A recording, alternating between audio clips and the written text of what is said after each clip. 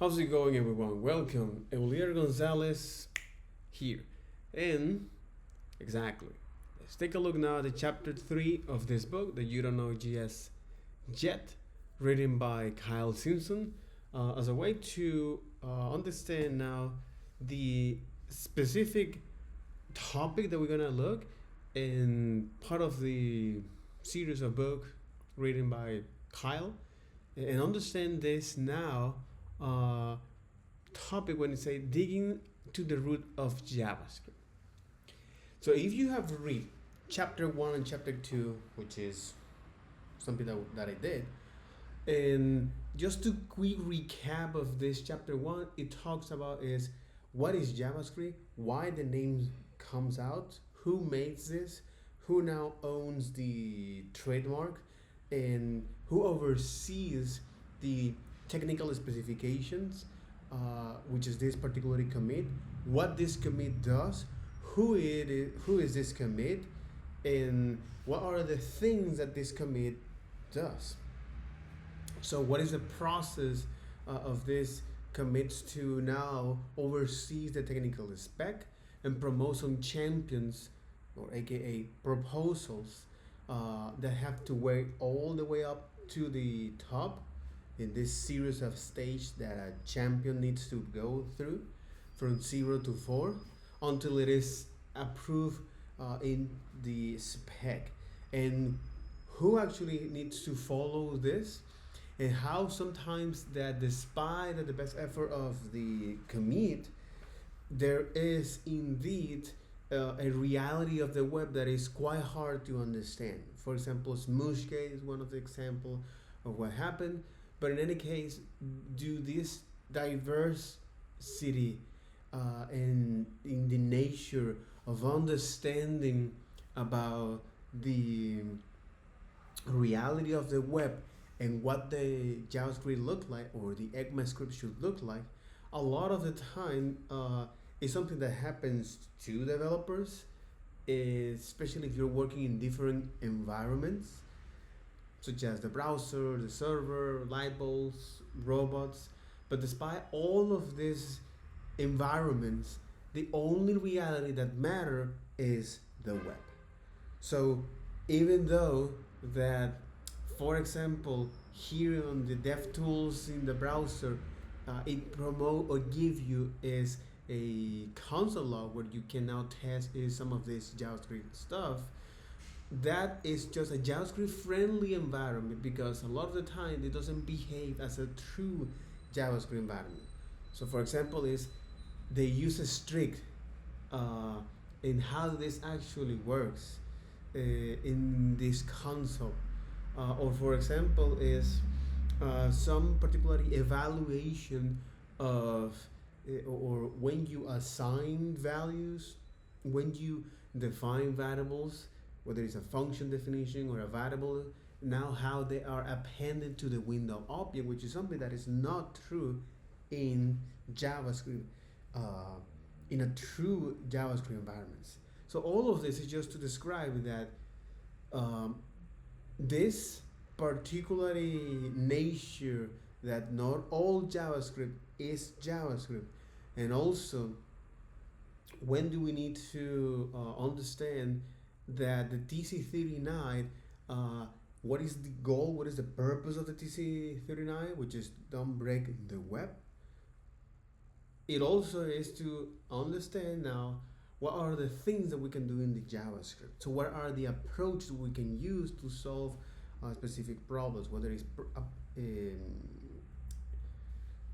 procedural or whether it's procedural or functional programming and object programming, and all of these different particularly patterns or approaches of solving a specific problems.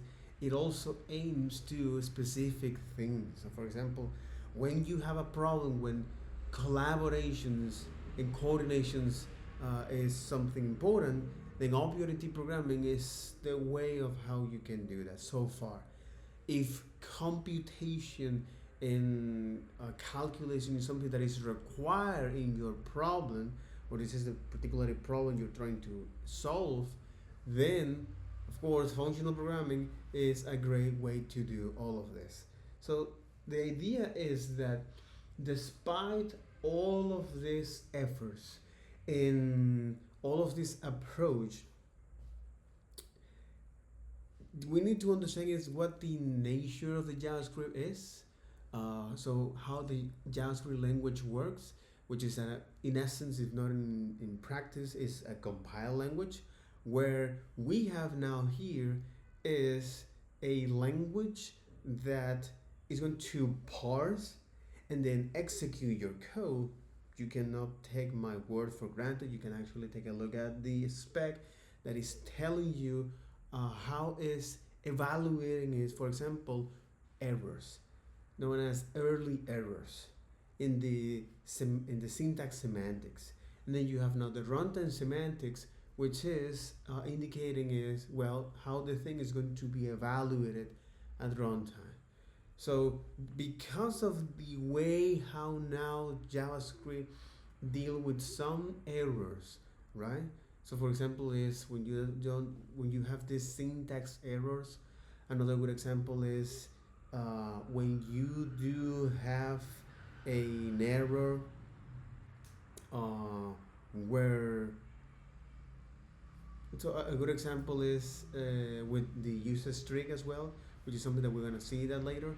But all of these early errors is just a way to prevent. So for example, and this is another good example. So you can say is this. So eval is just a function that you can pass here to evaluate something, right? So here you can say, hey, we need to evaluate this function, and somehow is do something like this. So console log eval function. Okay, and I can say is just print console. Okay, and then after that I can is pass this as print console log, right?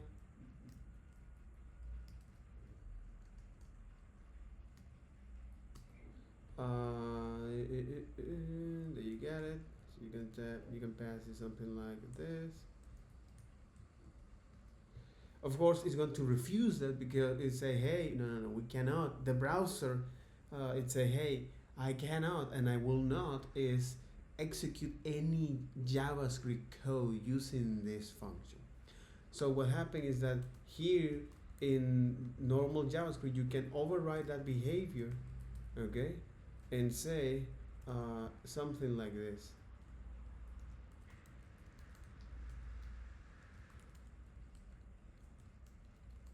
I am eval functions overridden.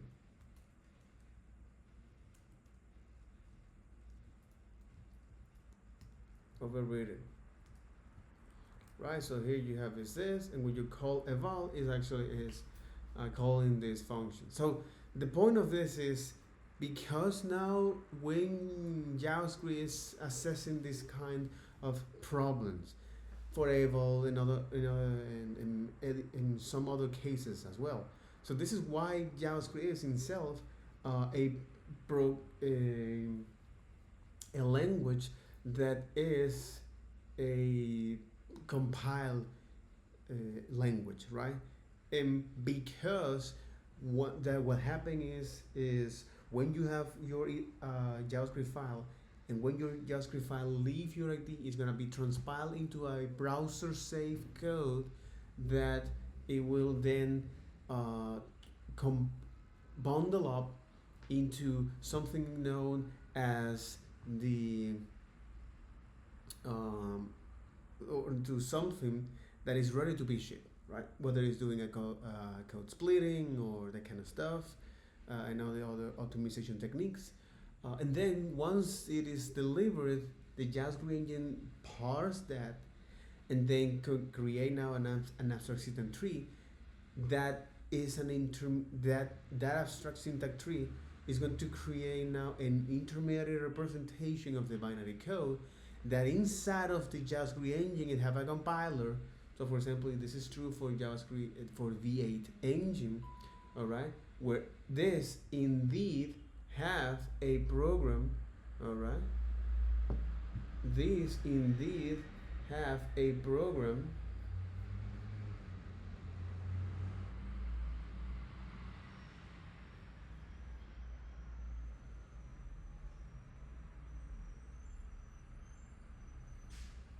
these indeed have a program,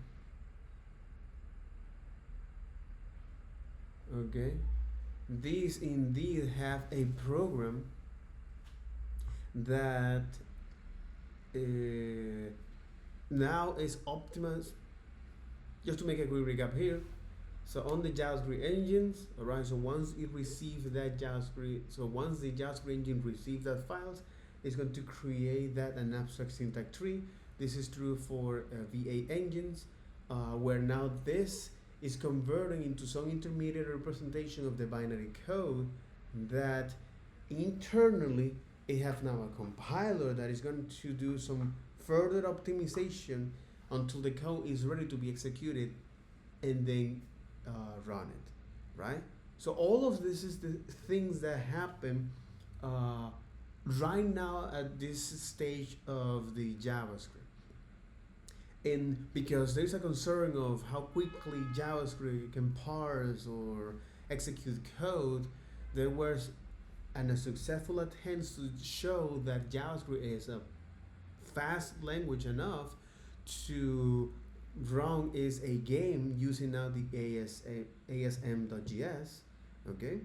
And not only that, that also is the spiritual successor, this WASP, this intermediary language that is important to now understand, or important, it is important to understand because this is like the spiritual successor of the ASM, when you are providing is now some hints to the JavaScript engines to run some further optimizations. But WASP say, no, let's going to skip that parsing phase and gonna create this intermediate representation of the code that can now is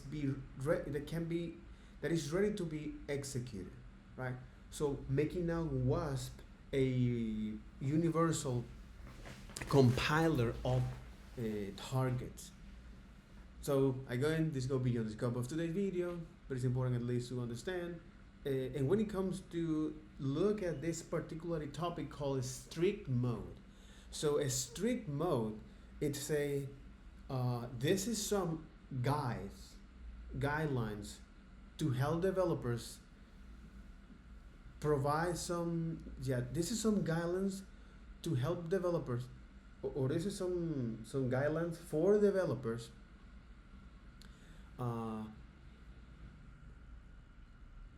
to on how to do things and how to do things the right way for the JavaScript engine to have a good chance of optimizing and running your code.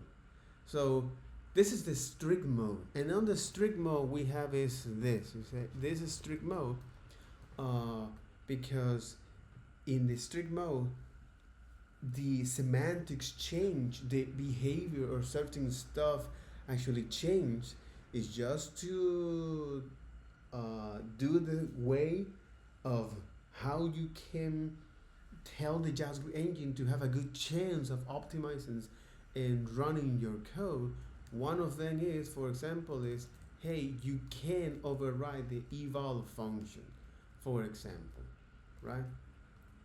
You can do that. And the other is, and I do think this is quite interesting because it's much more self-explanatory. The other on the use strict is that you can not only use a strict here. This is not true how JavaScript uses strict work because it's per file. Here we're looking is that this is per season, okay? But for this case, it actually works. For example, is if you have now a function, okay? If you're calling that function, whatever you want to call it, and say print, okay? No, you're gonna say print, okay? and this function is just going to, for example, have access to this global. Okay, it turns out that it say, hey, well, the value of this is undefined, whereas if you don't have that, for example, if you don't have now the strict mode here, so now the behaviors change. It throws you the window object. And I do find this is quite revealing, quite interesting.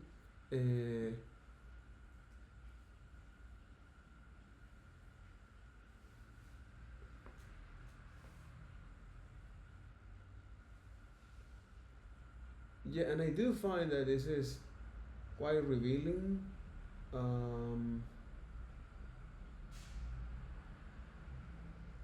Yep.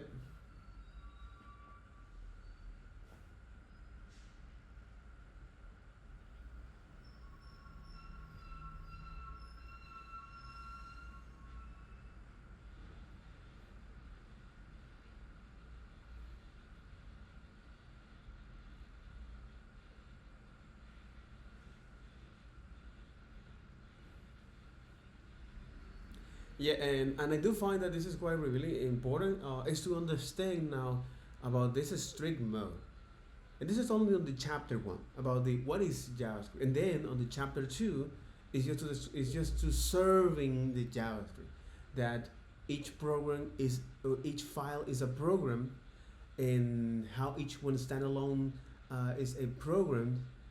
And this is because how JavaScript evaluates its file and analyze errors, all right?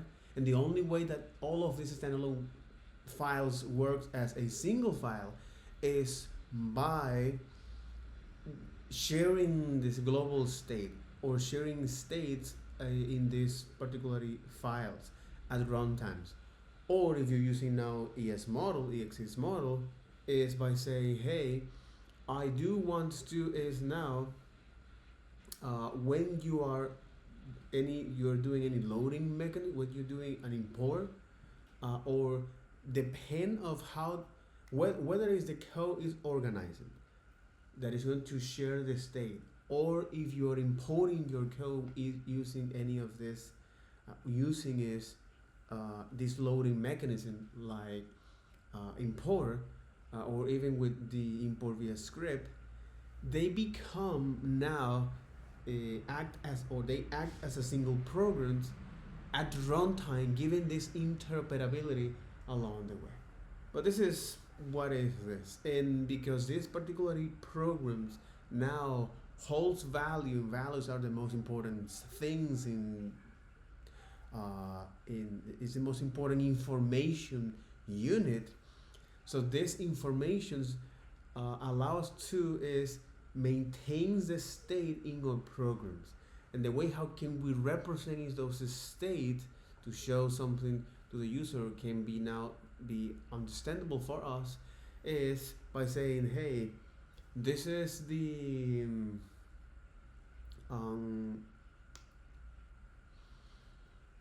this is the string, this is the number, each one of them follows specific spec. So string follow is the Unicode, which is a 16 byte. I don't want to go into technical detail, but this is a spec. Similar for the numbers, as well as the boolean that represents two values, true or false. Symbol is another one, and which is used to represent now some hidden value that you don't want to expose to any users or to any even developers. Okay, and the kind of emptiness, whether it is null and undefined, and it is nuance, as well as objects and arrays. That's a way to represent is this collections of values, or objects in this key map way, right? You can think of this like a table that it represents is the key followed by all of these values, and also functions. And functions is is a type of value here. And this is quite important because as we understand that the way how can we determine these values using the type of, and even though that I describe this primitive, the language in itself, when it comes to, for example, check null, that is returning you now an object, for example, like this, okay, it tells that this is an object, all right, and also when it comes to say the type of an array, it tells you that this is an object, or even an object, it tells you an object. But when you pass now a functions to this, okay, when you declare now a function to this, it's saying no, the type of this is a function. And this is important to understand because now with all of these values that we can is represent is as a literal, or we can hold them inside of values or inside of containers known as variables, and these containers have different syntax forms that in each one of them has or represent is the inner behaviors, okay, and all of these containers, especially all of the syntax forms, is just showing is that how can access to this, all right. So you can think of this container, all right, similar like, for example, is the fridge in your room, right, in your house. So the fridge in your rooms, they have now certain people that can have access to. Babies are not allowed. Any pets are not allowed. Only humans, and some of them, you know, because you don't want, for example, is your drunk uncle to get in here, I don't know, or some burglar to get in here. You know, it has a very specific way of who can have access to this, and this is exactly here of, for example, var. So var indicates that who can access to this, the global scope, the functions. The let's say that this is a more constraint that say, hey, no, it's block that can have access this value, all right, and you cannot redeclare this value. And the con say, hey, I'm gonna go even further and say you cannot even declare, you cannot even redeclare or reassign this value later on in the block scope, but you can mutate these values. And this is another concept here that I think that is quite important to describe, because this mutation, all right, which is something that happens in object-like structures, okay, not in primitive, it is something that open now a field of discussion to say how now is the language work with these mutations and assignment and this kind of stuff. So the reality is that when you assign or you pass a value in other programming language, so for example C++ and Java and all that kind of stuff, their values, you can as a developer explicitly say how you're going to pass this value or how you're going to assign this value, right? Whether it is that you say, hey, I'm going to assign this value, I'm going to assign this value is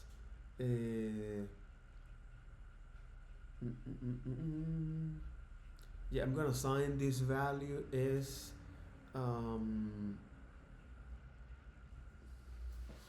that's quite interesting.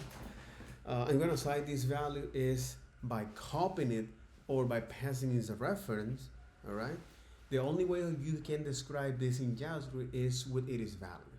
So primitive are immutable values, and the only way you can pass or assign a value here is by creating a copy of this, whereas objects are passed or assigned as reference. And because of this, this reference that you're passing here is something that when it comes to objects, since this reference is like a pointer, right, to this value, so you can now mutate that value, change that value, but you can mutate is the reference. So this is the only value that behave here in JavaScript as it is. You can mutate is an string, okay? So for example, you can say is that, hey, I have this, all right, and then I want to now mutate is the position, all right. So then I want to is mutate the position of that, all right, into something else. And if you want to do this, you're gonna create now a new copy of that. So this is why you can mutate its values here, and how now values here are used in this identity stuff, which is this value is it is own in itself. But again, the thing here is with var we have now is this kind of stuff. Okay, so this is the place. This is now the syntax form of how you can now held values inside of these containers. Also, when you define a function definition, this is another way of how you can define a variable. And if you define parameters inside of a function, it's another way of how you can held these containers, or you can define these containers. And the try catch as well. So far, so good. So when it comes to look at the functions and understand what the function is, at least in the JavaScript sense, which is a more broad term that say, hey, functions in JavaScript, they behave like procedure, all right, where you can define a sequence or you can define is a sequence of values or statements here that can be run once or multiple times. You may provide one or multiple inputs, and they may provide you one or multiple outputs. This is now is known as the polymorphism nature of this. If you don't understand that, it doesn't matter. You later on will do that.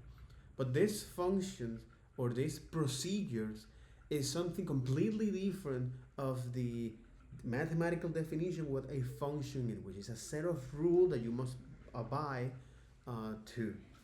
So with that, all right, and how you can define function and how these functions definitions or the association between the identifier and the value happens. For example, in the case of functions definitions, this happens is at parse time or at the creation phase, where now the function in the expression form. So when you define that as a value that you want to held that, this is where the term comes from, expression. So when you want to define a function as a value, not as a declaration, all right, that assignment or passing value happen is at runtime.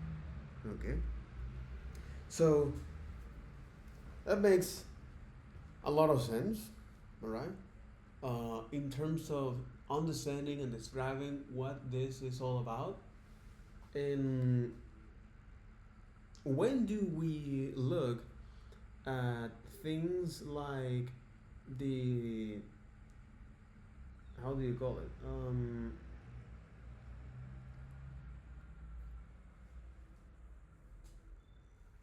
yeah, when you do look at things from the functional perspective, and how you can use these values not only to held that inside of a variable, how you can use a function value not only to held that inside of a value, but also is to define that inside of a arrays or in a key value. That's where things becomes also quite powerful in terms of how can we now organize our code. But before going to that, We also look at, now that we know all of these values, we also need to understand that how you can compare those values and the equality and the coercion of that. So the TLDR is that, well, we explore that how can we is look at these functions or any of this value, all right? And when it comes to compare those values, whether if you're using is now the greater or less than equal, when you use those relational operators, it's going to try to coerce that if they're not the same type as a numeric value, right?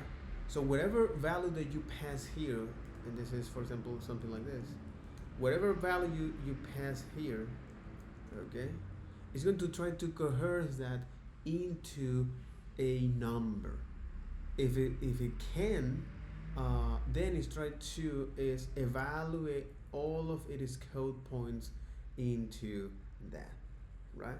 So for example, if you pass now something like this, and here, in this case, it's trying to evaluate its code points, which is the way of how now strings are represented, representing its values, represents all the possible characters that you can imagine, not only in our own language, but also in other languages, such as is, well, the Arabic language, or the Africans, or the Asians, right?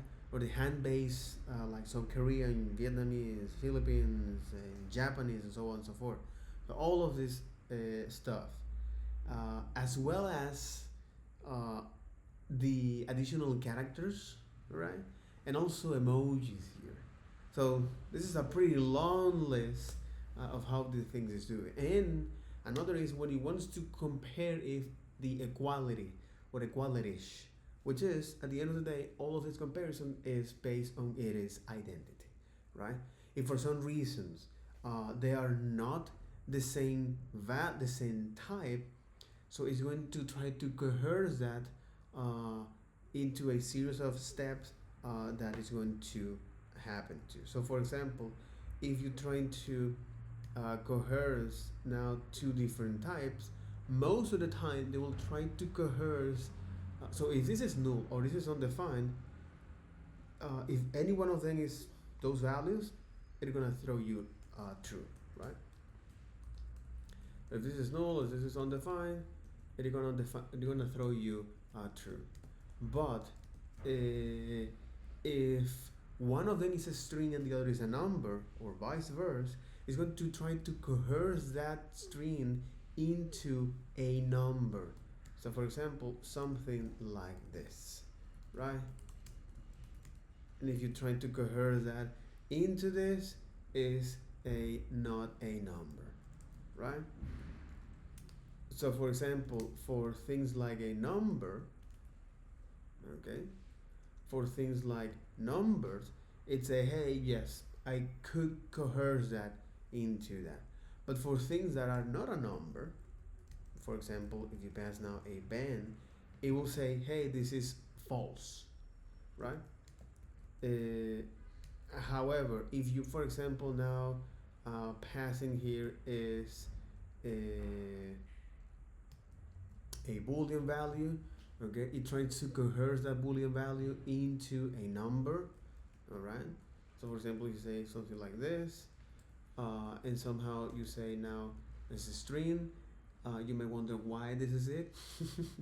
Because when you try to coerce this into a numeric, what happened here is that it say, hey, if one of the operand is now a boolean, I'm going to coerce that into a number. And when it coerces that into a number is this, right? Right, so once it coerces that into a number, which is 0, okay, now it's a, okay, so if one of them is a string and the other is now a number, I try to coerce that string into a number. So when it tries to coerce that into a number, it say this is 0, so that's why this becomes things like this.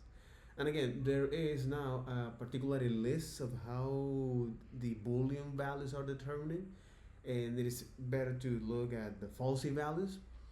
But in any case, the main takeaway of this, all right, is that you have is double equal that is going to coerce those values.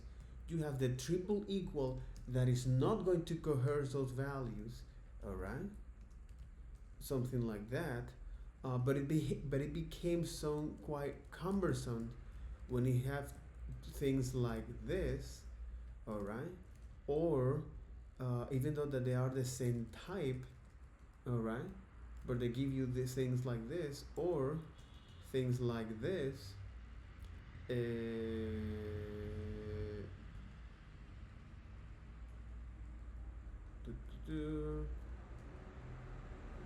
okay, did you get it?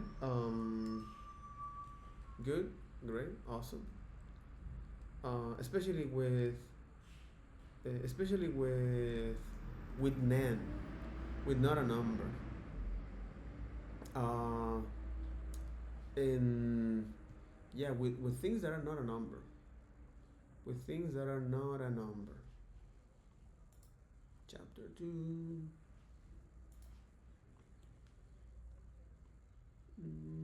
When things are not a number.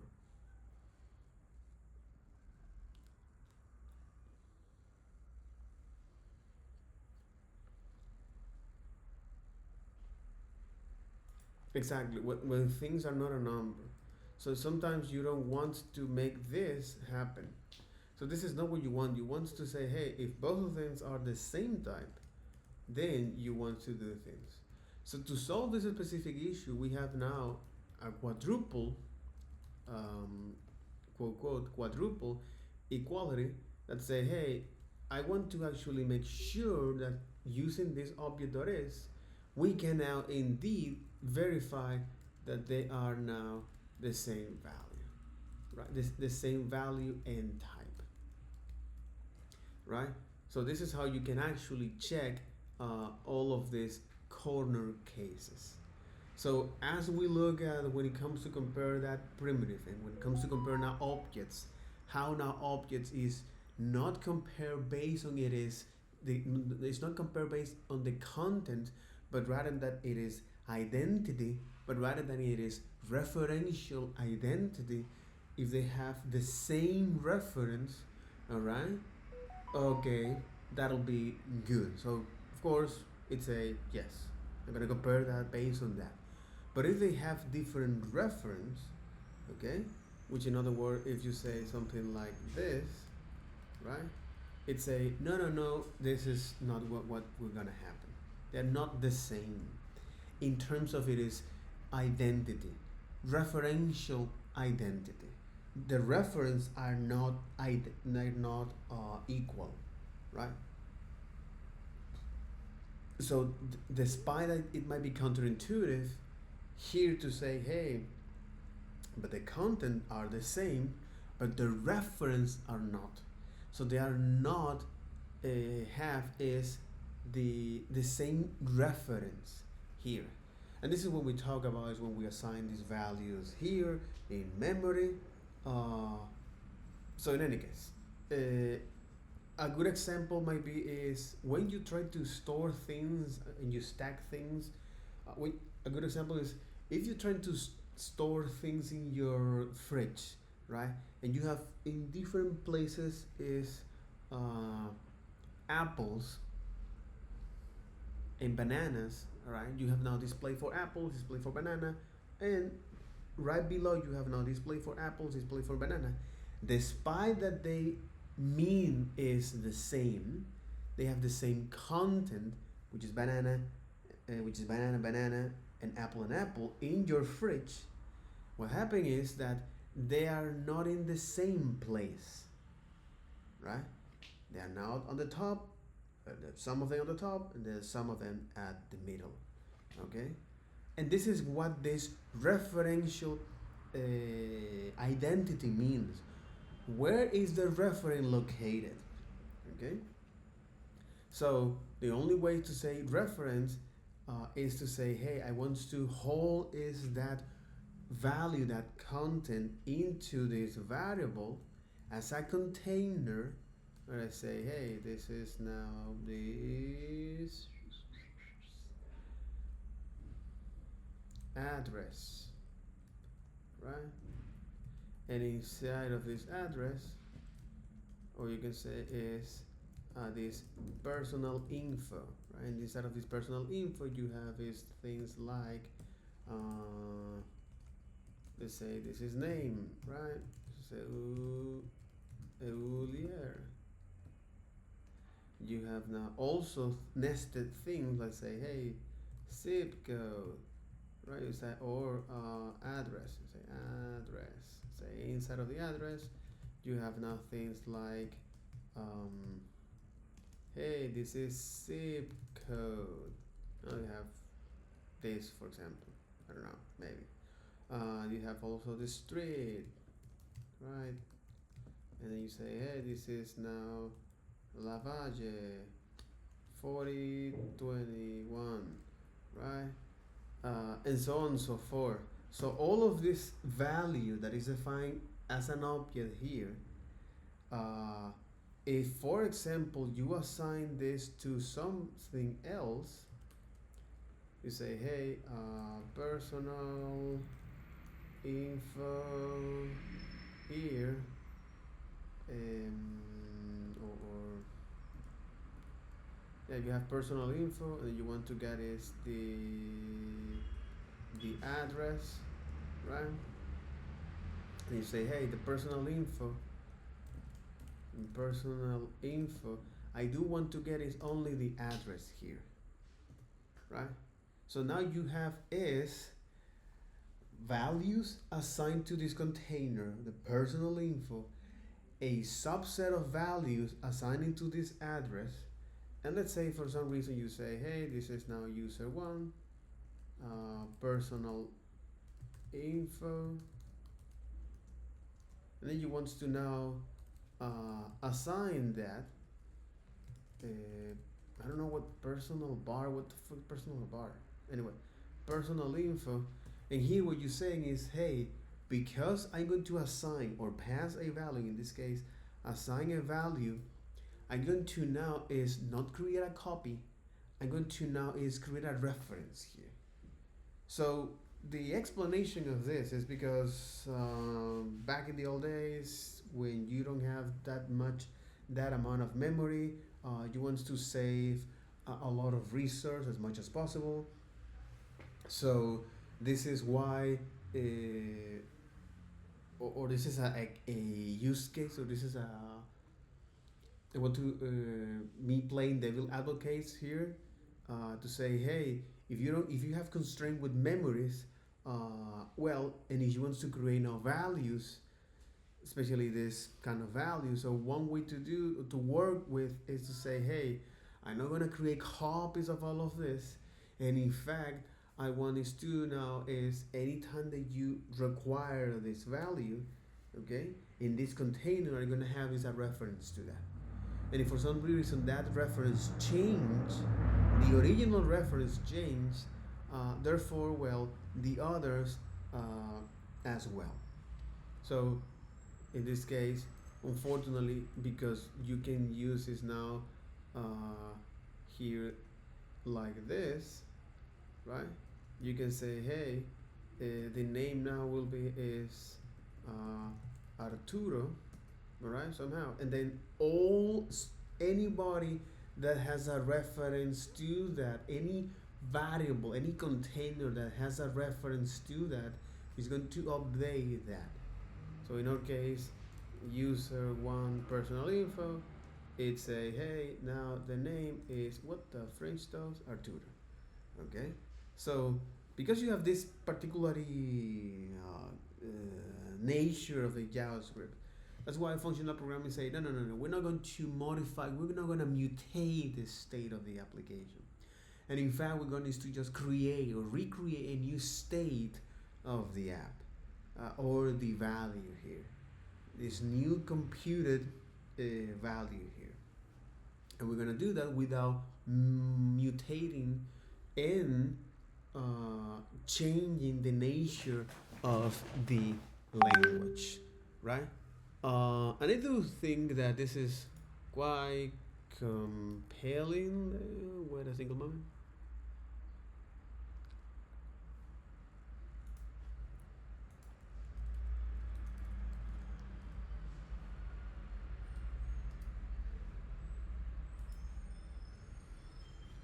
Yeah, I do find this is quite compelling to not only to understand that, but to describe that, which is something that happens when you understand that. And yeah, that's why I'm dedicating and not devoting to understand this equality and coercion here.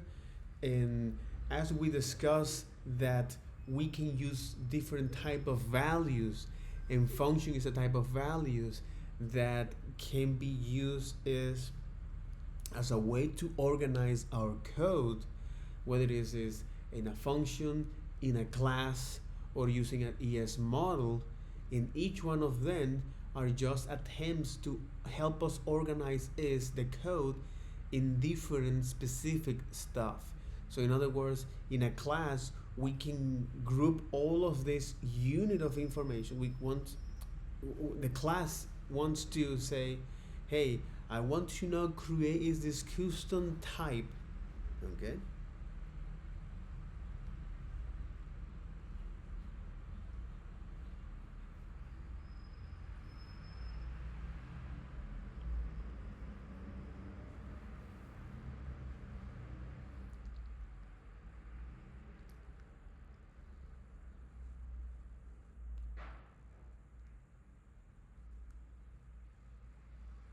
Mm-hmm. What it is.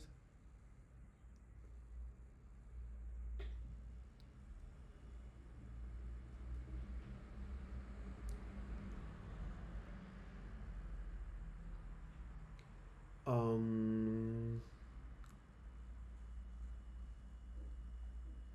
yeah, but the same way how now we define how to organize our code here in JavaScript, okay?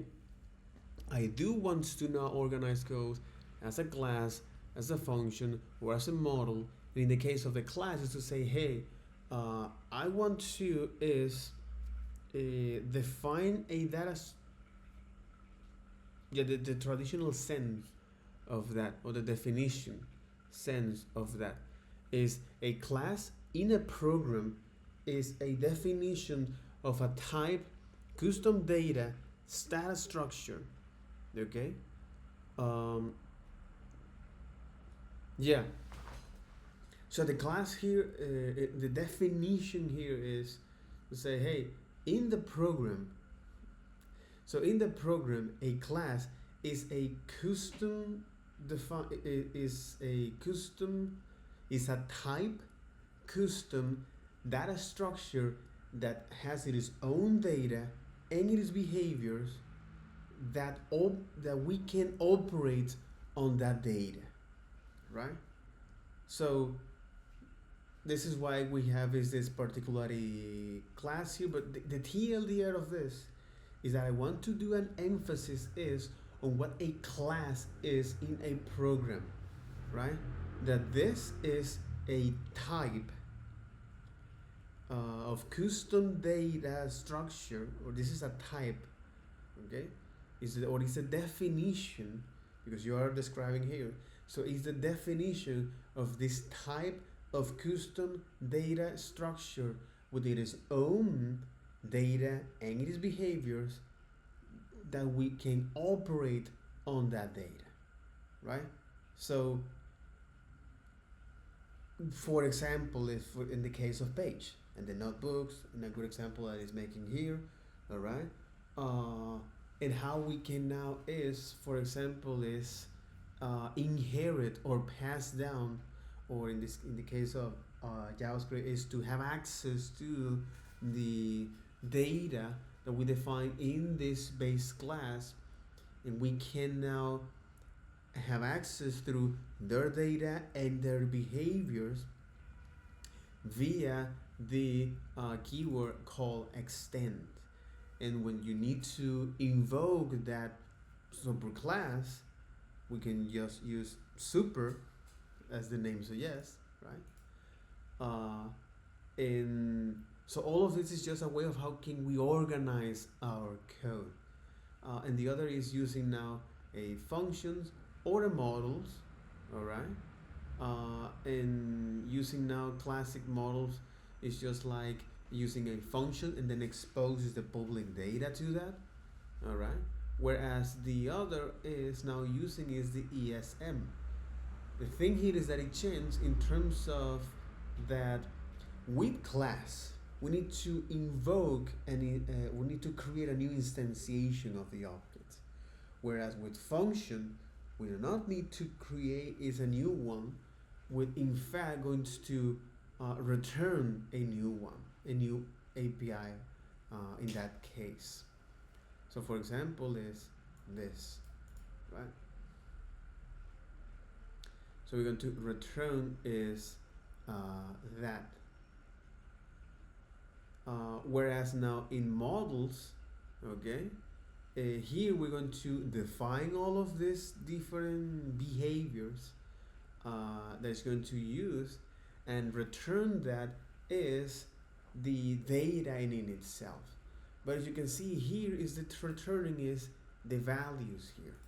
With ES6 models, and this is interesting, with ES6 models and functions, unlike classes, only with class we need to generate a new instance. We're going to create is now a new object here, whereas with functions in ES6 models, we're going to return is a value here, which is can be an object, right? But that's a subtle difference here. And why the new keyword actually changed the semantics of the function execution, which is something that we're gonna see that later on in this course. So, let's take a moment here to read about this.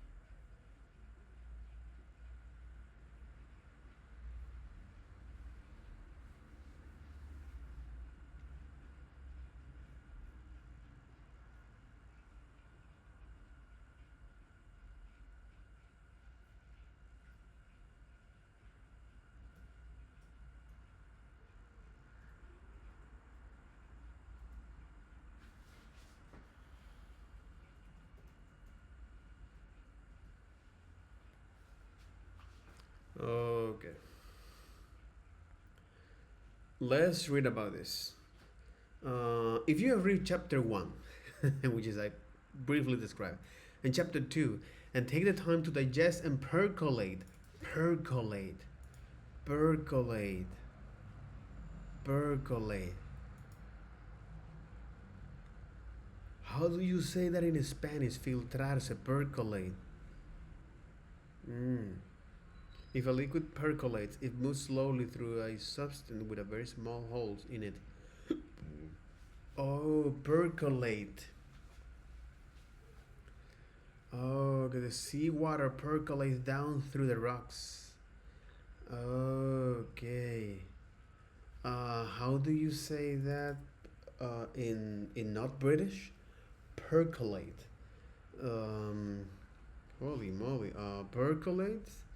The other is leaking. Exactly. Is leaking. No. Percolate versus leaking.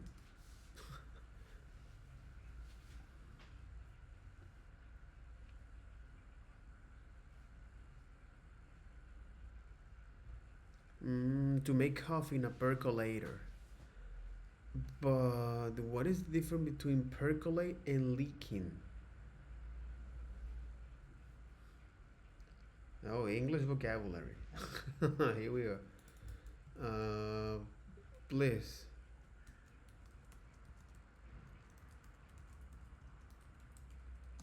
Percolate versus leaking.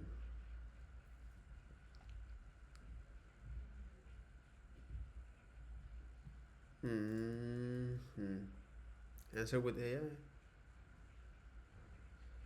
The word percolate originated from Latin percolare, meaning to strain through, combining per, through, and colore, incolare, to strain, to strain. Interesting, to strain. To strain. What is strain? I'm not quite familiar with strain. Oh, to strain. Okay, tension, stress, effort. To strain. Colare, to strain. Okay, colar in Spanish. That makes a lot of sense. That definitely makes a lot of sense. Yes, it is.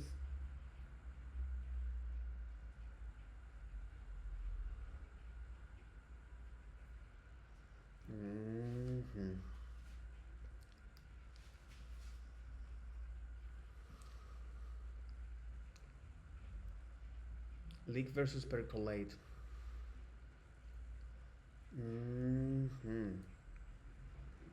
Yeah, but you don't want to explain me that?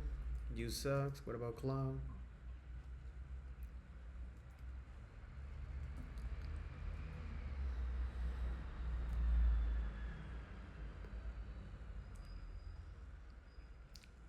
An unintended escape. Oh, okay. Think of this way. When you make coffee, water percolates through the grounds by design. But if your coffee maker drips onto the counter from a crack, that's a leak. Okay. So percolating is something. It is a control stuff, whereas leaking. Percolating is something that you have control. It is a controlled, gradual filtering process. But leaking is an unintended escape. Okay, makes. Okay. Filtración. Y de manera controlada. Colarse. Colarse y filtración. Okay, that's okay. Okay. Okay. Okay. Okay. Makes a lot of sense here. Yeah, it is, my friend.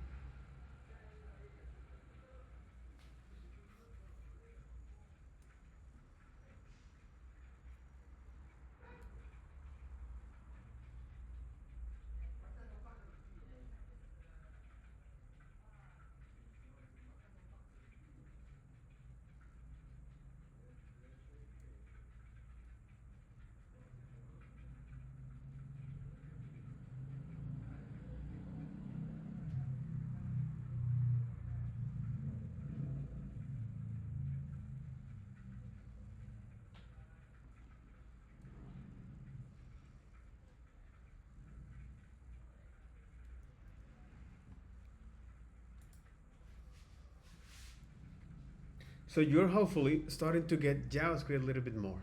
Exactly. So if you skip or skim them, especially chapter 2, I recommend we go back to spend some more time with that material.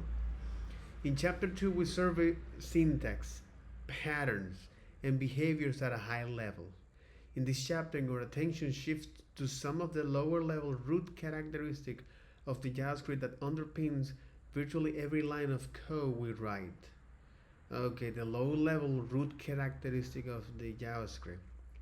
Be aware this chapter digs much deeper than you likely used to think about programming language. My goal is to help you appreciate the core of JavaScript, of how JavaScript works.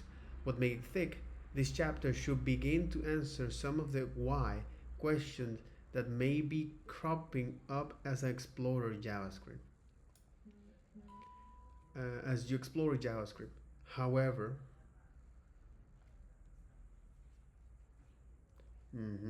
however, this material is still not an exhaustive exposition of the language. Okay, it's not an exhaustive exposition to the language. That's what the rest of the book series is for. Our goal here is to still just to get started and become more comfortable with the feel of JavaScript and how it ebbs and flows. Ebbs, what in the F is ebbs, bro?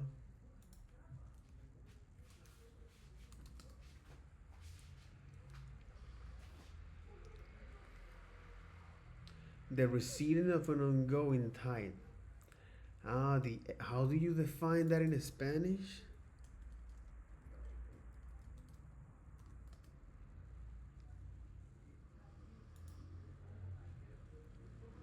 El reflujo.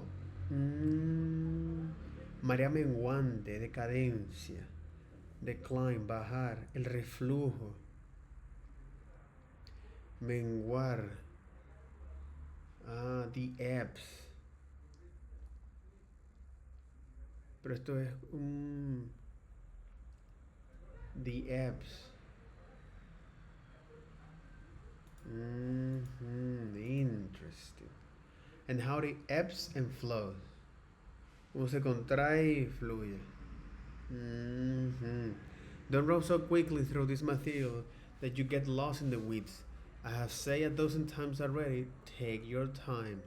Even still, you'll probably finish this chapter with remaining questions. That's okay, because there's a whole book series ahead of you keeping exploring. Iteration. So far we're going to explore now is at this low level characteristic of JavaScript. Alright? So this chapter is not to be an exhaustive exposition of the language, but rather to get started and how to be more comfortable with the feel of JavaScript and how it ebbs and flows. We're going to talk about is iteration. We're going to talk about closures. We're going to talk about is the this keyword, all right? The prototypes, all right? And this revisited and asking why. All right, okay. I'll take a quick moment here. Yeah, I'm gonna take a quick moment here. I'll be right back. All right, and we're back. So,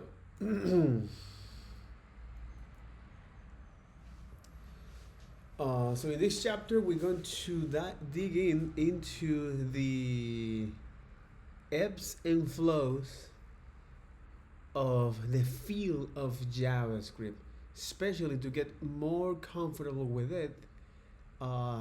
As we explore is the low-level root characteristic that JavaScript underpins virtually every line of code when we write. Let's get into this. So iteration, since programs are essentially built to process data and make decisions on that data,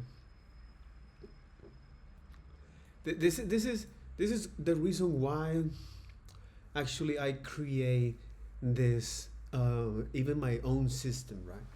I'm gonna make a perhaps a little bit. I'm gonna take a little tangent here because programs or systems, specifically program, this set of statements, which is a set of actions that I do, especially for maintaining my body here, so keep myself fit, just like one example, and try to eat as less as possible, only 2 times a day, with high proteins and carbohydrate and carbs and fats. In this particularly program that I create, okay, it was essentially that allowed me is to get an outcome, okay, and this outcome is some data, all right. So this is the data that I'm getting here, is that, hey, yes, I now define is this program, this set of statements to follow that allow me is to get the data, and the data, which is the outcomes here, now allow me to is make them well informed decisions. So now that I have made all of this in the case of my fitness and my nutrition, so what is the decisions that I can make, all right? And that is, in terms of my nutrition, I define is this particularly programs to follow that help me vastly to not only work that here, okay, at least where I am right now in Argentina, Buenos Aires, but also that help me is in other places, as long as I can get is these vegetables, fruits, meats, and nuts, right? And some of this pill, for example, vitamin D and omega 3 with DHA and APA of 1,500 respectively, as well as the ability to receive some or the place to take some, right, to take some, sorry, and some place some place to get sunlight. Okay, so so all of this was designed is out of the necessity for me to have a goal, and the goal, like in any program, is to to do something particular. So what is the end goal? And as any is, and like any programs, it will self-update it as it comes with new features and so on and so forth. So if you are building a product, you are continuously updating that with something that you see relevant or not, whatever it is. So this is the same, for example, in the system that I create or the program that I create in my fitness and my nutrition, right? And that's something that is continuously going to be refined. And I make this because this is just an example of this. But in the case of the programs, which are essentially is to process data and make decisions on the data, so the patterns used to step through the data have a big impact on the program's readability. So we're talking about is the pattern, is the how-to, is the relationship here. Is used to step through the data, we have a big impact on the program's readability. So the iterator pattern has been around for decades and suggests a standardized approach to consuming data from a source one chunk at a time. The idea is that it's more common and helpful to iterate the data source to progressively handle the collection of the data by processing the first part, then the next, and so on, rather than handling the entire set of all at once. So imagine a data structure that represents a relational database select query, which typically organizes the result as row. If this query have only one of couple rows, you could handle the entire result set at once. Exactly. And assign each row to a local variable and perform whatever operation on that data were appropriate. But if the query have 100, the problem here now is scalability. But if the query has now 100 or thousands or 10,000 or 100 or more, you will need iterative processing to deal with this data, typically a loop. So the iterator patterns define a data structure called an iterator that has a reference to an underlying data source, like the query result rows, which expose a methods like next. Okay, that has a reference to the underlying data structure. Okay, so this iterator data structure has a reference. The iterator.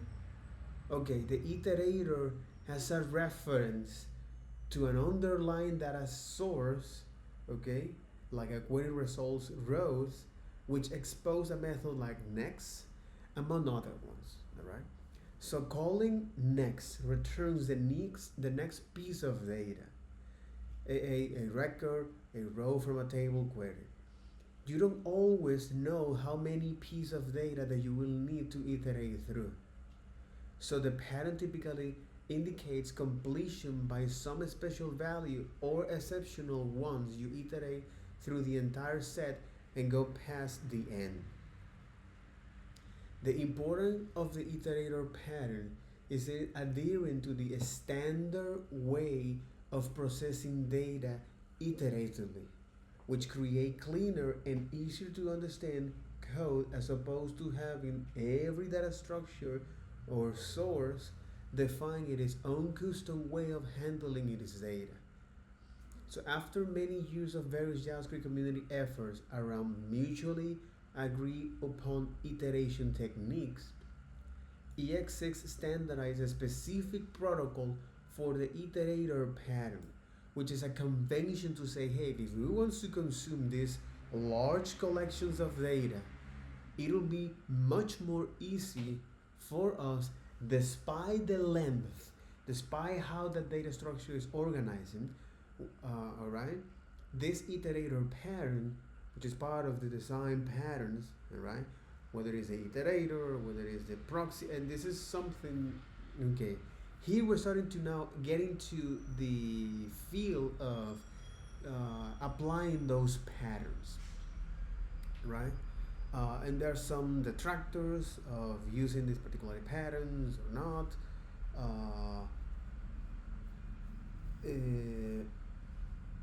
But in anything, as long as it solves a problem, that'll be, and it's interesting because it's going to create more problems, this solution.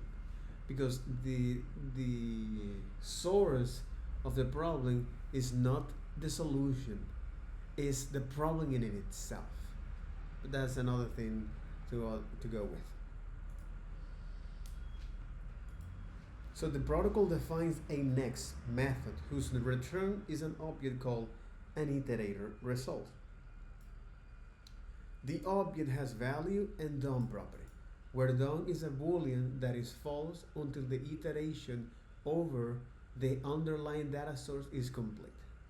So this is to explain now this low level things that happens, or this lower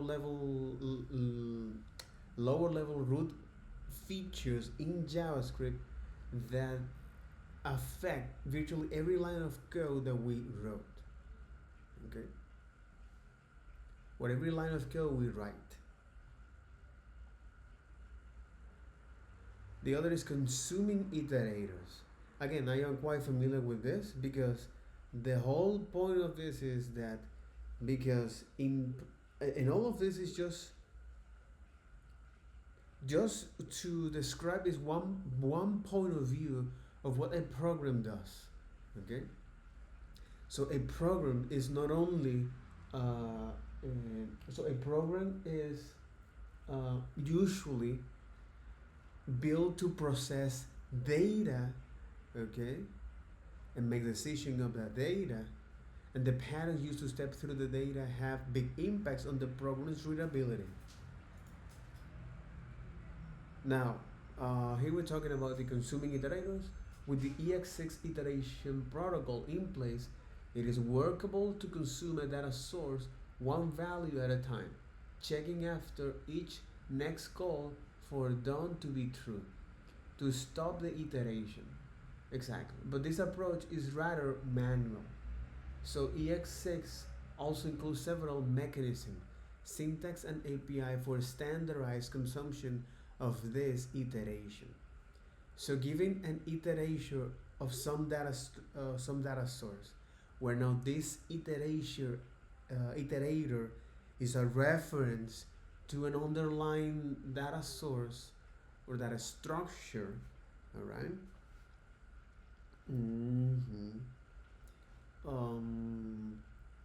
This approach is rather manual. So one such mechanism is the for of loop. Loop over it is resolved one at a time. So given this iterator, and I know what this iterator is, provide me is let me assign this current value as a val, and let me is assign this value inside of this variable called val, that is block scope. This is what it's doing here. So wherever underlying value you give it to me from the iterator, I'm going to is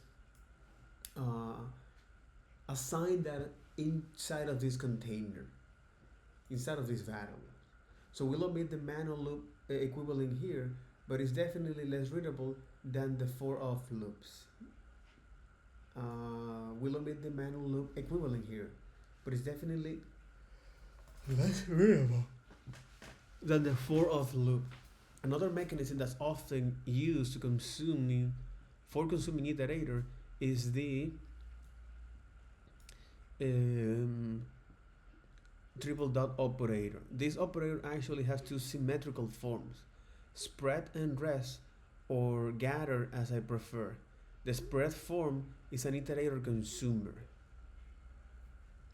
Okay, another mechanism that's often used for consuming iterator is a triple operator. This operator actually has two symmetrical forms, spread and rest, or gather as I prefer. Spread or gather. The spread form is an iterator consumer. The spread and iterator, you have to have something to spread into.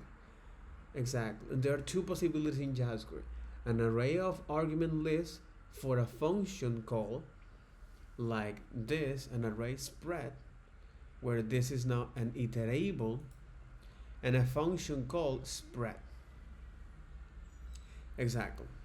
So spread an iterator into an array, with each iterator value occupying an remain element's position. So this is like triggering is this inner mechanism, right?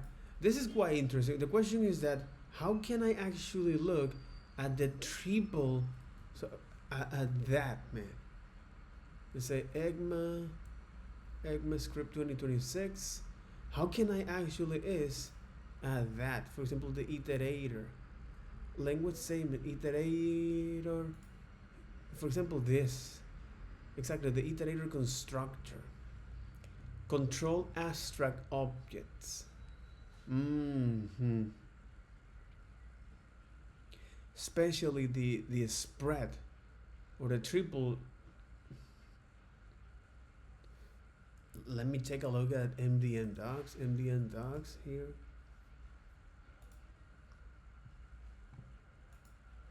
Which is the spread spread syntax. In fact, let me see if this is still spread element. Oh, there you got it. Exactly. This is spread element.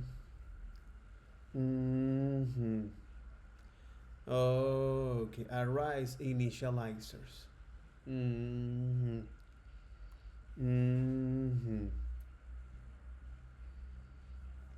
here you have is the spread element. Are you going to describe that? Oh, yes, it is. This one. Let the spread ref be evaluation of assignment expression. Okay. And okay, I'm going to create now a reference of the evaluation of this assignment expression. Okay. And then I'm going to create now an spread object to get the value of that evaluation of that assignment expression. And this is what all of the assignment expression can be, whether it's a condition, and the condition is like, come on. And the condition is, oh my God. And the condition is whether it's a short, like this, short circuiting. So short circuiting is either a logical, Jesus, even an or in logical, all right, short circuiting, or also the collision expression, like this, collision expression. And this collision expression is say, hey,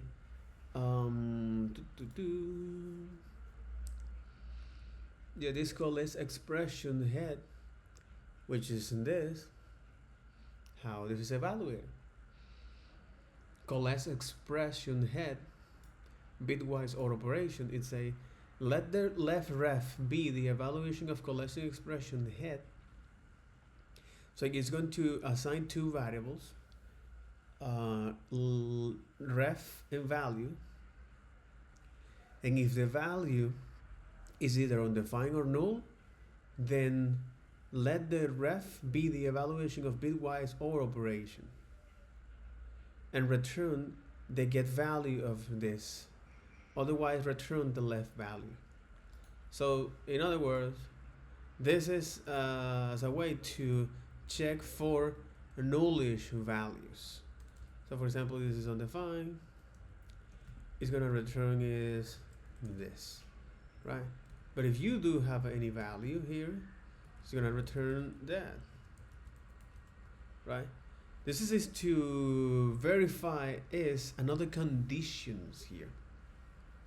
This is to check if the value that you are getting is either null or null. A good example of this is this one. So let's go to imagine.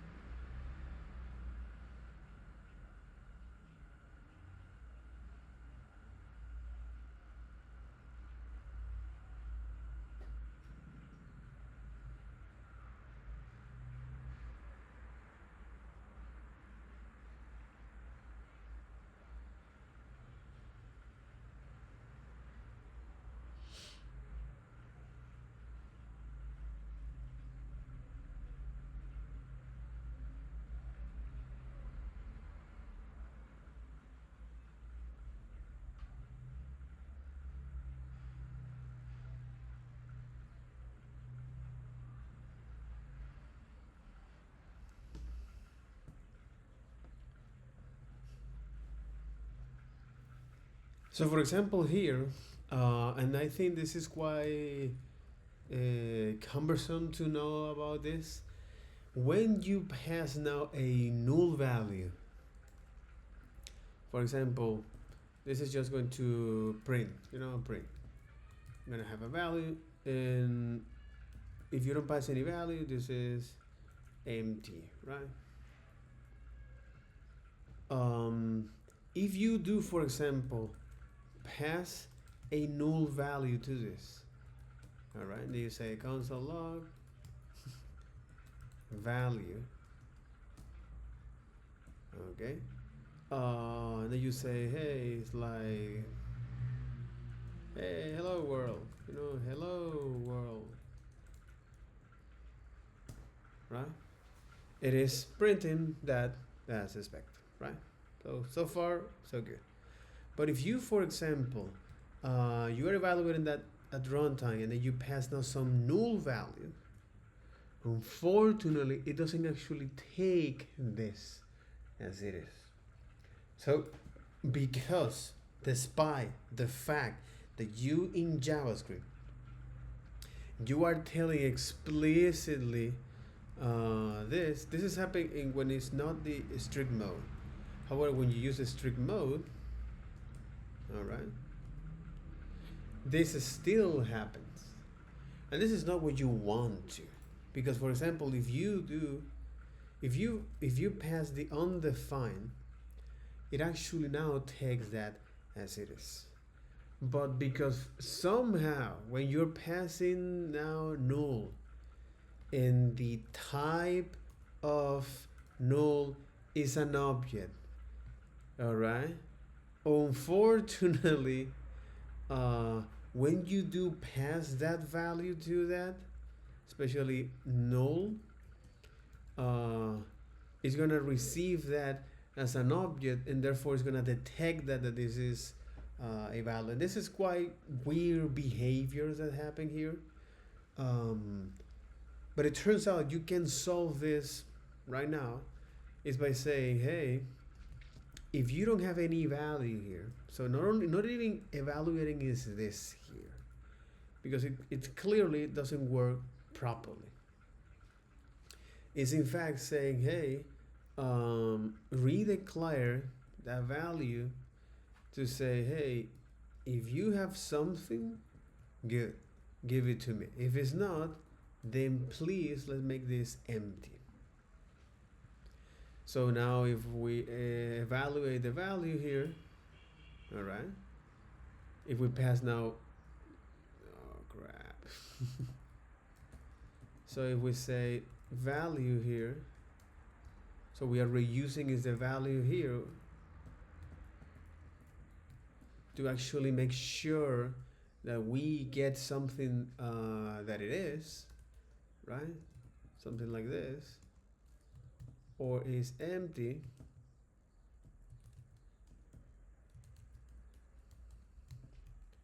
right? And then we can do something like this. This is as a way to make ourselves that, hey, the value that we're receiving here, it worked as expected. So for this specific case, this is why this is quite useful.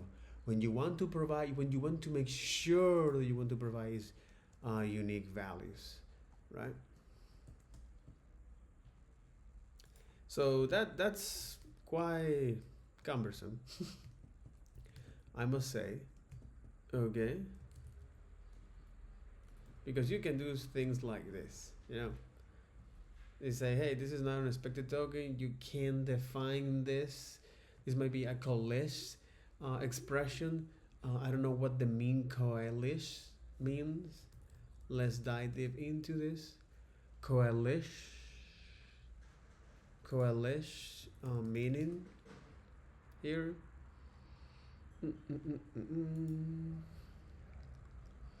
If two or more things coalesce, they come or grow together to form one thing or system.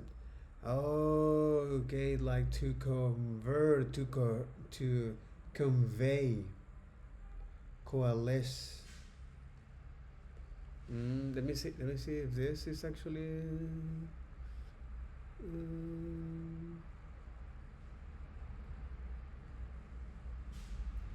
To coalesce here. Okay, to coalesce. What is this, bro? To coalesce. Exactly, converge. Word related. Adjoint, agglomerate, connecting, convergence. Okay, but this is. Mm-hmm. So what's the difference between coalesce? It's like, it's like. So what's the difference between coalesce and converge? Both involve things coming together, but they differ in the mechanism. Coalesce, things merge or blend together to form a single unified whole. Things move towards the same point or direction but may remain distinct. The separate elements can maintain their individual characteristic. The original separate elements lose their individual identity. One of them is that coalesce, like unify, like merging to forming, like merging two things to form a single unified thing. And the other is a converge, is that these two things move toward the same point, but they maintain their individual characteristic. Focus more on movement or approach toward a common point. Often happen gradually through a fusion or combination. Water droplets. Water droplet coalescing into a large drops. Key distinction: coalition emphasizes the fusion into one entity. Okay, the fusion into one value. While converging emphasizes the movement. Okay. That's another one. That's another word. That's another word. Okay. Okay. Coalition. Okay. To act as a whole. So unify two things to act, to unify two things in a one single, in a one single whole. Okay.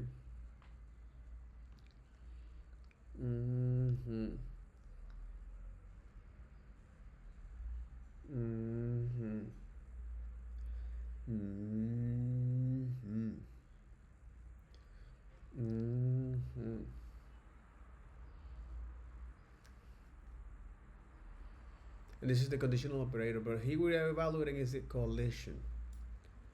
Okay.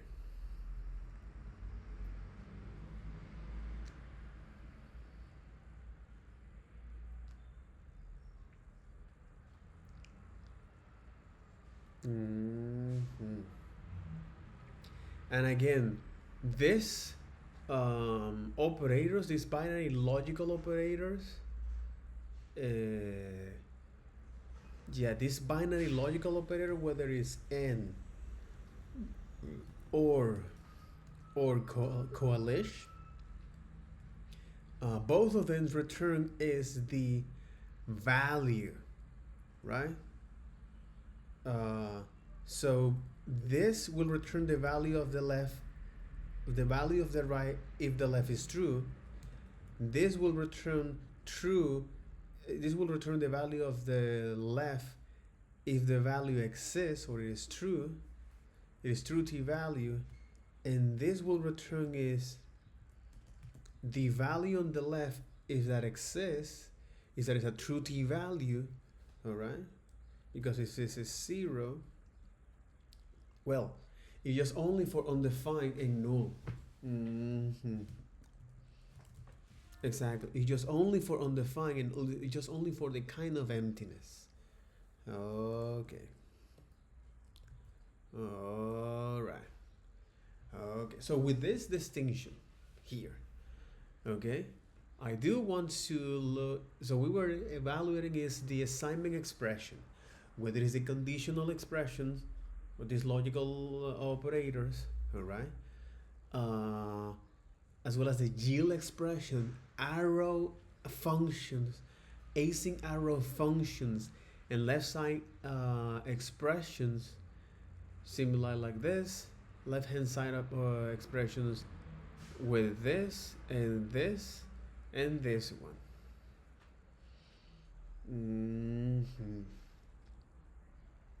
An assignment operator that can be any one of this, right? Any one of this.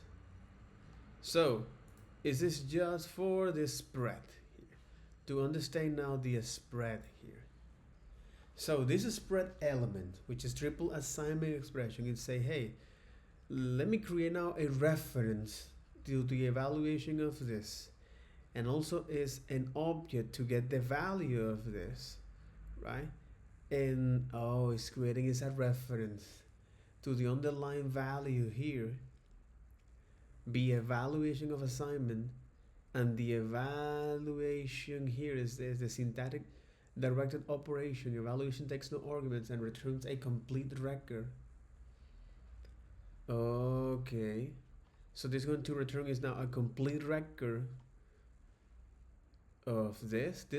The definition for these operations are distributed over the ECMAScript language section of this specification. Each definition appears after the defining occurrence of relevance production. So the evaluation of assignment expression, any of these assignment expressions, okay, it can be a conditional expression, an assignment, or a function, or an async function, okay, an arrow function, exactly, an arrow function, async arrow function, and the conditions and yield.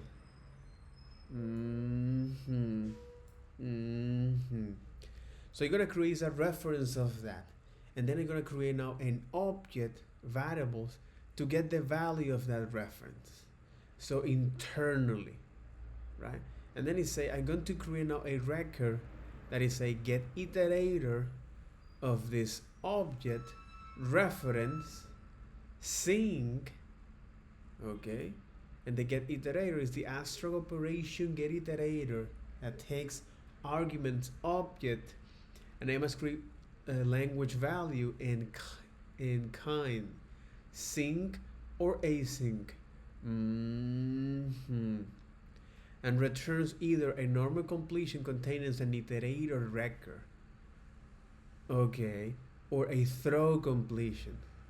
And this iterator record is in this form: the iterator, the next, and the done. But again, all of this is because if you want to now consume large chunks of data, or a data structure that is too large, okay, and make it easy to process one at a time in a sequence, okay, the convention or the standard way to consume this kind of structure in this sequence is following is this particular pattern, the iterator. Now, this iterators follow is this: return normal completion containing an iterator record or throw completion. It performs the following step when called. If kind is async, then let the method be get methods of the symbol. Okay, so it's gonna get the method here. All right. And if the method is undefined, it means that it doesn't exist, then let the sync method be the get method of the symbol iterator. It's like reading to if that method exists in that object that you are receiving, okay? And if sync method is undefined, throw a type error exception. In other words, it's telling that, hey, for some reason, the object that I'm receiving doesn't have any of this signature. It's not a symbol async iterator. This is part of the well-known symbols, right? Or well-known values. So reference, I'm assuming that they are reference, exactly. The well-known symbols are built-in symbols. Remember, symbols values are using to store secrets or store data that cannot be accessed, not even for developers, okay? And they have now reference is algorithm of this specification. Makes a lot of sense. So what they're doing is just holding is reference here. Symbol has instance is now okay. Is the easiest way for how you can access to this set of algorithm. Okay, symbol to replace, to search, okay, to primitive, to string tag, unscopable, is concat spreadable, symbol has instance, symbol dot async iterator. For example, in our case, is checking is this.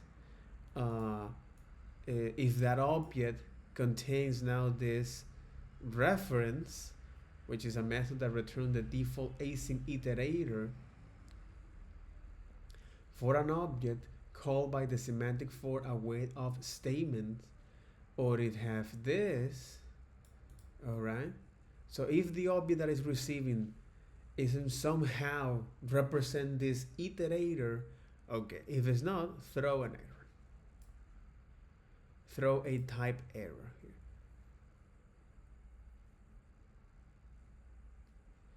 However, if this is now sync, let me actually take a look at that if that exists. If it's not, throw an error. So here is this. It's evaluating is this get iterator, which is say, hey, is this object that we're getting here, which is a reference, is this object reference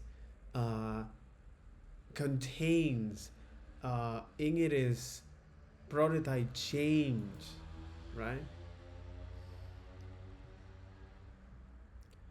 It contains in it is prototype change.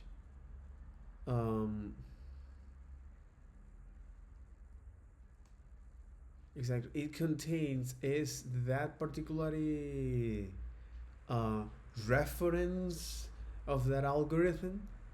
If it is, okay, good.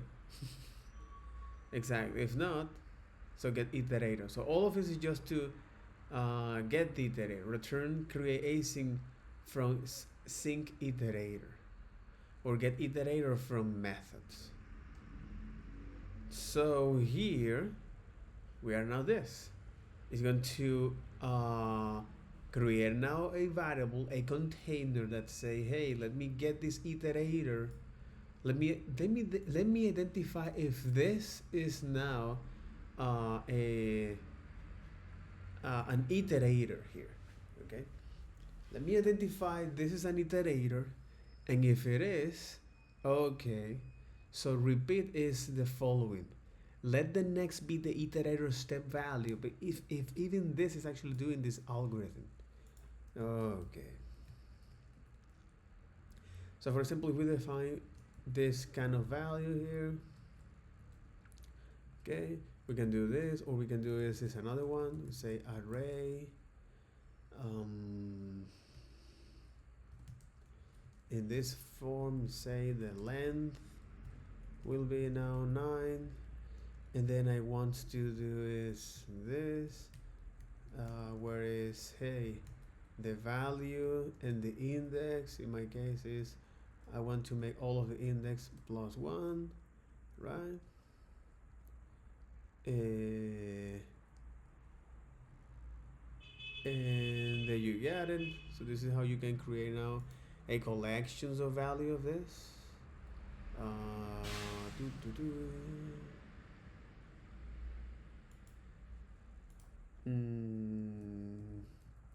Array.from, my bad, exactly. So array.from. So this is now a collection. I'm gonna call it this. Alright, so I get my collection, and if I do something like this and say, hey, I want to spread this And if this now implement is the iterator protocol, yes it is. So for example, it's doing this, it's going to say, hey, if this has now an iterator protocol, okay, if this has a well-known symbol which is the iterator, all right, so let me now is iterate through all of these elements by calling z iterator step value, let me the next. If the next is done, return next index, all right, and perform create data property or throw of the array to string next index next, and set the next index to the next plus one. Create data property or throw is used to ensure that own property are defined for that array, even if that standard Boolean array prototype object has been modified in a manner that would preclude the creation of its own new using set. So for example, if we say, hey, I want to is create here a set of these new values. Set requires a new keyword, right? And then set, say, hey, I am now a data structure that contains only unique values here. And all of this are my own properties, or the entries, as they like to call. But sets are like that, are like an object with unique values that you can iterate through. Okay. So this is what the the spread operator is doing. Is say, hey, let me take a look now if this is this well-known symbol that holds a reference of an algorithm. So if this object that I'm receiving is this contract, all right. So now let's go to actually iterate through each one of them until there is no more. Let next be the iterator step value here, all right, which is going to get the value out of this. Okay, so get the value out of this, and if next is done, return the next index.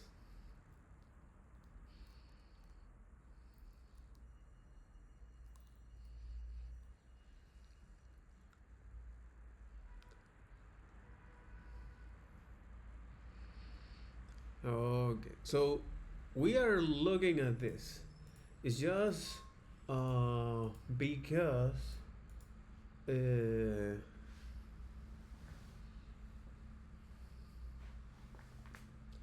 it's just because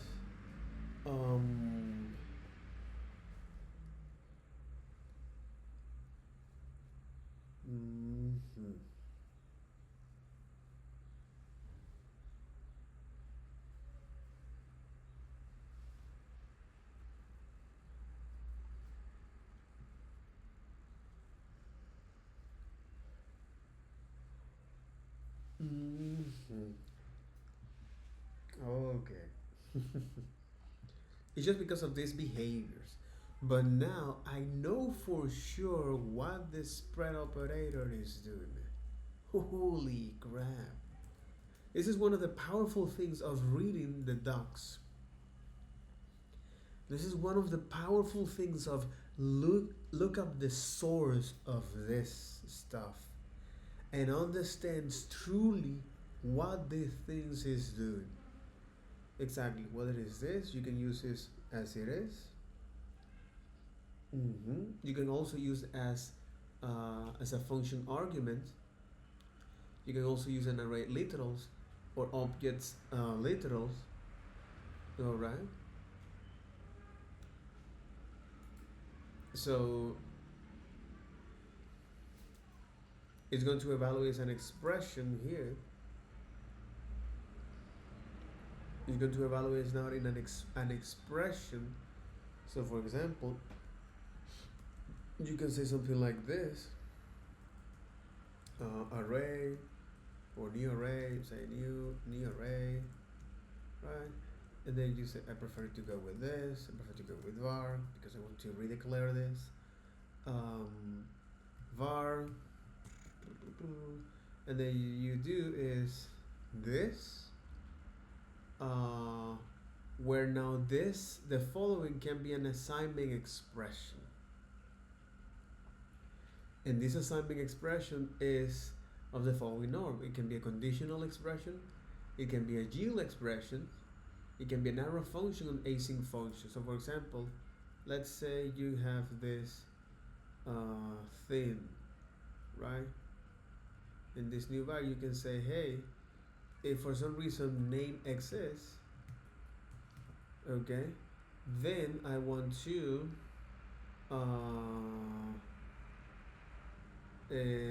spread is name here. Spread is name. If it's not, to say empty.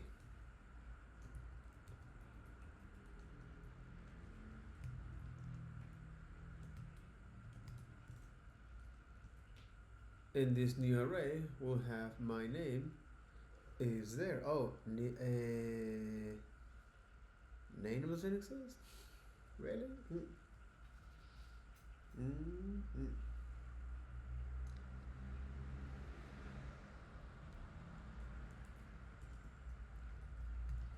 So for some reason is now var name is equal to null, alright? New array, it'll be is null. Holy crap, it's going to spread that. It's going to spread even null here. It's going to spread null.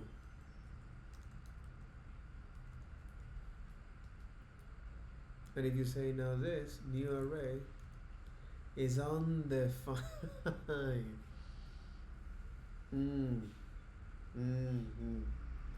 Okay. Because at the end of the day, it coheres those values into a it coheres those values. It coheres those values into that. It's coercing those values into that.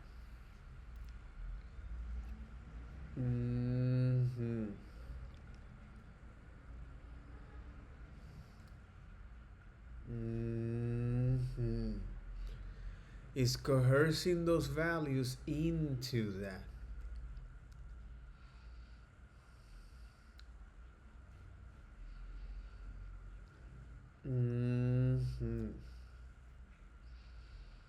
It's coercing those values into that. Coalition.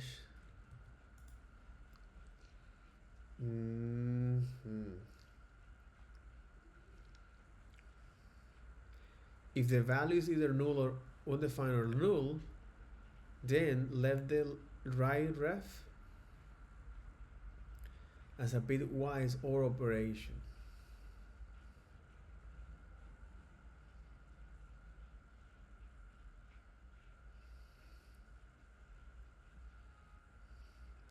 As a bitwise OR operation.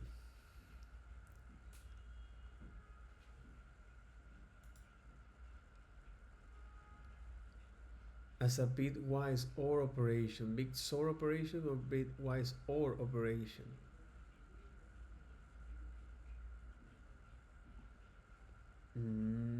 Holy fuck. But what's going on here, if you're trying to evaluate this expression like this, is going to now spread all of the elements as it is. Even though that you pass is an undefined or null. Okay. Another expression we can evaluate here is the because we're evaluating this, the conditional expressions. Either is this value exists. If that value doesn't exist, you're gonna return now undefined. Okay. But if the value do exist, it will return now is this. Right? In this case, new array, since this is a falsy value, it'll be that empty because it is a true value. Because this, what it's gonna do is to coerce that with the double ampersand here. It say, hey, if this is the relational operator, relational expressions. For example, no, this is logical expressions, logical n. So this logical n, it say, hey, I'm going to evaluate that, and I'm going to cohere that into a boolean, and if that is false, I'm going to return is the value on the left, which is eventually is, of course, is this empty array. Exactly, because this is a falsy value. But if that exists, all right, let's say it has some true, let's say its name for some reason, right? But if that is true, then it's going to now return is this, they're going to return is the value on the right. In other words, it say, hey, var is name true, and say the new array will have now is my name spread across that.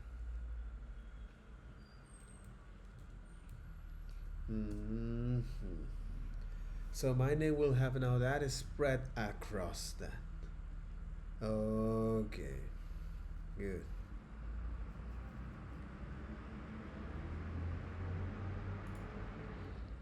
And if this is not a falsy value, so for example is 0, then it's going to return is a new array with 0. But you see, it throw you an error because it throw you is that falsy value. This is why this kind of expressions here and so on and so forth, because what it's doing here is say, hey, the value here is this value actually now return me is now an iterable, and if it is, great. If it's not, I'm going to throw you a type error. That's what it's doing. That's what it's describing is these things. Holy moly, bro. Okay. Another expression that we can evaluate here, okay, is, so for example here, the assignment operator is this one. Arrow function, async arrow function is an async arrow function, or assignments here. And again, at the end of the day, all of those arrow functions, okay, whatever arrow function is, it must return now an iterable. So let's say you define here, this is an arrow function to say, hey, how can we call it? Is iterable, you know, I'm gonna get is the possible value. I'm gonna get is the possible value, and we're gonna check, for example, if that it is. How can we check that? We say, hey, value, do you have is the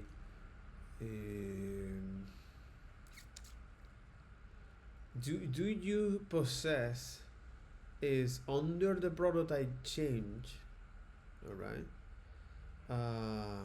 The symbol operator, right? You can say is that, hey, if this value dot prototype contains now is the symbol iterator, right? And if the answer is yes, all right, so return that. You say return the value, right?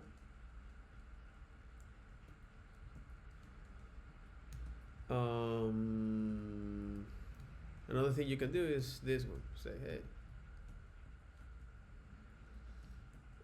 if it doesn't exist, well, please return or throw an error. Say, hey, let me throw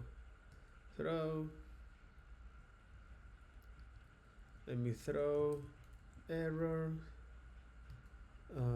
that is, I think I can do this, type error, exactly, throw type error, symbol doesn't exist, otherwise return that. So here, if we say, for example, hey, I want to now pass is a function, say, hey, is iterable, all right? So for example, is this one, a collection, an array, is an iterable, implements that behind the scenes. It's a type error, is not an iterable, cannot read property symbol dot iterator. That's interesting. So array doesn't have that. So prototype. So if I do this, and if I want to read that under the prototype, doesn't have that. Symbol dot iterator. Yeah, you have that. Perhaps it's a way. How did I implement that? Prototype.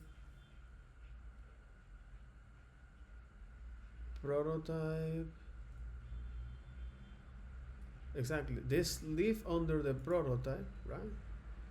This live under the prototype. Symbol. Oh, because I do think that these well-known symbols here in JavaScript, holy hell, these well-known symbols in JavaScript, you do have is static props. So I want to have is a reference to the iterator. So how can I have access to this? Like the symbol.iterator. Exactly. Symbol.iterator. Oh, just like that? Okay. So I do not need to have access to the prototype. It's just to check if this. So if I do this, that's right. That's right. Okay. It's going to look for this. And if that exists, of course, this new array will contain is now my iterable here. But at the end of the day, you must make sure to return is an iterable to do this. All right? That function must guarantee that you return is an iterator to that. All right? So that's quite revealing of what this algorithm is doing behind the scenes and what these assigned expressions are allowed to, whether it's conditional expression, yield, whether it's conditional expression. In other words, well, an iterable, for example, like if you define here a function or a generator, all right, like this, and if you pass, for example, is, let's say, count to 5, right? And if you now define this and say, hey, for a equals 0,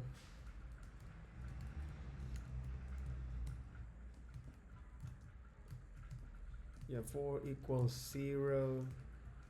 Jesus. 4 equals 0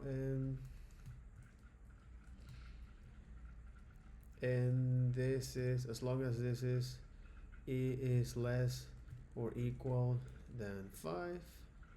Alright, I want to include that. Please increase one at a time. Right, this is the step. And here I want to is jail this, right? Jail I until there is no more, and then I'm gonna return is nothing. Right. In this case, we can do something like this, and then return is the last final value, because now var will be a scope across variable. We can do something like this, and that'll be better. So this generators, okay, that allows to generate a sequence of data or consume a sequence of data. When we say, hey, I think this is an extra step to do all of this stuff, but this is just for the sake of example. You say, hey, now I want to define here is a var new array, okay, that say, hey, I want to spread that into the count to 5 and give it to me is this iterable, right? So new array will contain is all of that values. So this is just to make yourself familiar with this, all right? Because it also can allow GIL expressions. Okay, holy hell. All right. So, well, I'm gonna make a quick pause here, and I do think that that'll be all for today's video. And take care. Bye bye.